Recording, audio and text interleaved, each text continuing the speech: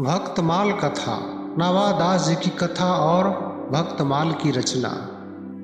जब आत्मा परमात्मा से मिलने को व्याकुल हो उठती है तब जन्म लेती है भक्ति, और भक्ति की कथाएं सहजने आता है कोई और भक्ति की गाथाएं सहजने आता है कोई न कोई संत।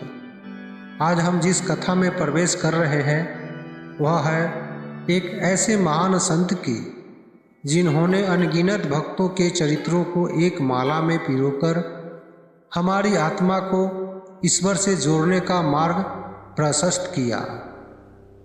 यह है भक्तमाल की कथा। नावादास जी, जिनके जीवन, कुल और जन्म स्थान के प्रामाणिक विवरण नहीं मिलता, लेकिन उनकी आध्यात्मिक विभा आज भी साधुओं को प्रकाशित कर रही है। उनके गुरु थे स्वामी श्री अग्रदास जी, जिन्होंने नाभादास जी को श्री रामानंद संप्रदाय की महान परंपरा में दीक्षित किया। नाभादास जी का समय विक्रम संवत 1650 से 80 के आसपास माना जाता है। वे गलता जयपुर पीठ से जुड़े हुए माने जाते हैं। यह वही महान भूमि है जहाँ भक्ति, वैराग्य और ज्ञान के त्रिवेणी संगम बहते हैं। जिसकी वाणी में था ईश्वर का रस, जिसकी लेखनी में था भक्तों का प्रकाश, वही थे संत नाभादास। भक्तमाल की रचना कोई साधारण ग्रंथ नहीं है। यह भक्ति की वह जीवित गाथा है जिसे नाभादास जी ने गुरु कृपा से जाना और आत्मा की समाधि में उतरकर अनुभव किया। वे कहते हैं, भक्त भक्ति भगवंत गुरु चतुर नाम बपु एक, इनके पद बंधन किए नासत विघ्न अनेक। इस दोहे से स्पष्ट होता है कि नाभादास जी के अनुसार भक्ति का मूल तत्व है भगवान, उनका नाम, उनके प्रिय भक्त और गुरु। श्री अग्रदास जी ने जब भक्तों का यश गान करने की आज्ञा दी तो नाभादास जी का मन विचलित हुआ। उन्होंने विनम्रता पूर्वक कहा, गाऊं राम कृष्ण नहीं, पाऊं भक्ति दाव को, कही समझाऊं बोई हृदय आई कहे सब। गुरुदेव ने आशीर्वाद दिया, जिस भक्त का तुम नाम लोगे वह स्वयं तुम्हारे हृदय में प्रकट होकर अपने स्वरूप को बता देगा। और तब आरंभ होती है भक्तमाल की वह विलक्षण यात्रा, जहाँ साक्षात भक्तजन नाभादास जी की आत्मा में उतरकर अपने चरित्रों की झलक देते हैं। नाभादास जी का दृष्टिकोण पूर्णतः निष्पक्ष निर्विवाद है। उन्होंने न जाति देखी, न भाषा, न स्थान और न ही संप्रदाय। बस एक ही कसौटी थी, सच्ची भक्ति। वे कहते हैं, संतन निर्णय कियो मथि, श्रुति पुराण इतिहास, भजिसे को दोई सुघर के, हरि कै हरिदास। वेद पुराण इतिहास सबका मंथन करने के बाद यही निष्कर्ष निकला कि इस कलयुग में ईश्वर और उनके भक्तों का भजन ही भव सागर से पार लगाने का उपाय है। यह ग्रंथ केवल कथा नहीं, चरित्र निर्माण का उपक्रम है। भक्तमाल के अध्ययन से स्वार्थ का क्षय होता है, परमार्थ की भावना पुष्पित होती है, मनुष्य का अंतर्मन निर्मल होता है। इससे धन्य नाभा भारती की आरती हरे। यह भक्त भगवत की कथा सब विश्व मंगल करे।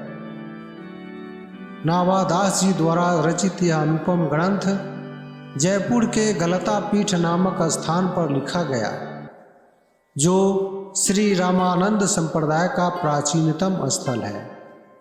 श्री प्रियादास जी जैसे विद्वान संतों ने इस पर भक्ति रस बोधिनी नामक टीका लिखी, जिससे यह ग्रंथ और भी व्यापक, गहन और ग्राह्य हो गया। भक्ति की परिभाषा कोई पुस्तक नहीं दे सकती, पर एक संत दे सकता है। और जब संतों के भी संत नाभादास बोलते हैं तो शब्द नहीं अनुभव झरते हैं। तो दोस्तों, यह तो था भक्तमाल की भाव गंगा का प्रथम प्रवाह। दूसरे भाग में जानेंगे कैसे भक्तों के चरित्रों ने भक्ति के उस रूप को दिखाया जो आज भी पथ प्रदर्शक हैं। जुड़े रहिए भक्तमाल कथा के अगले भाग में। हरि जू आए बिराजिए, कथा सुनहु इतिहास, तुम सुरोता या माल के, तब पद रज हम दास। भक्ति का वह अमृत जो आत्मा को जगा दे। मूलक पीठाधीश्वर श्री राजेंद्र दास जी महाराज ने कहा है, बिना भक्तमाल भक्ति रूप अति दूर है। क्या केवल मनुष्य शरीर मिल जाना ही जीवन की सिद्धि है? नहीं, जीवन की सिद्धि तब है जब हम भगवान की भक्ति को पहचाने, संतों के चरणों में बैठें और उस मार्ग पर चले जिस पर न जाने कितने ऋषियों, भक्तों और संतों ने अपने जीवन की आहुति दी है। ऐसे ही एक अद्भुत मार्गदर्शक ग्रंथ है श्री भक्तमाल, जिनके रचयिता हैं श्री नाभादास जी। मनुष्य जीवन का चरम लक्ष्य भगवत प्राप्ति। अनंत कोटि ब्रह्मांडों के नायक परम करुणामय भगवान की कृपा से हमें यह दुर्लभ मानव जीवन मिला है। पर इसका लक्ष्य क्या है? संसार की चकाचौंध, धन, पद, प्रतिष्ठा? नहीं, इस जीवन का सच्चा लक्ष्य है भगवत प्राप्ति। और भगवत प्राप्ति कैसे होगी? भक्तों के संग से, क्योंकि भगवान भक्तों में रमते हैं। उनका संग, उनका स्मरण, उनका अनुकरण ही आत्मा का असली पोषण है। संतों के चरणों तक पहुँचने के सरल मार्ग क्या है? भक्तमाल कोई साधारण पुस्तक नहीं, यह है संतों के अनुभवों का निचोड़। श्री नाभादास जी द्वारा रचित यह ग्रंथ सैकड़ों वर्षों की संत परंपरा भक्ति की 9 विधाएं, त्याग, वैराग्य, क्षमा, दया, विनय और सबसे बढ़कर दैन्य का जीवंत चित्रण करता है। जैसे कोई कह रहा हो, यदि तुमने संतों की वाणी, उनकी कथा नहीं सुनी तो तुमने जीवन की वह गहराई कभी नहीं जानी जहाँ भगवान स्वयं रहते हैं। भक्तमाल की विशेषता दैन्य का संचार है।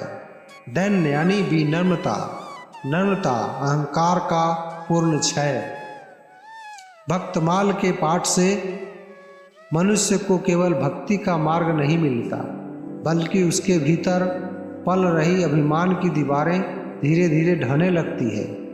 वह अपने भीतर झांकता है, अपनी कमियों को देखता है और फिर एक निर्मल अंतरात्मा के साथ भगवान की ओर बढ़ता है।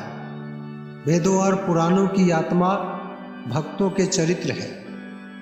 वेद पुराणों में जिन ऋषियों का वर्णन आता है, विश्वामित्र, याज्ञवल्क्य, शौनक आदि, ये केवल ज्ञानी नहीं है, भक्त थे। उनके जीवन में तप था, पर तप के भीतर भक्ति थी।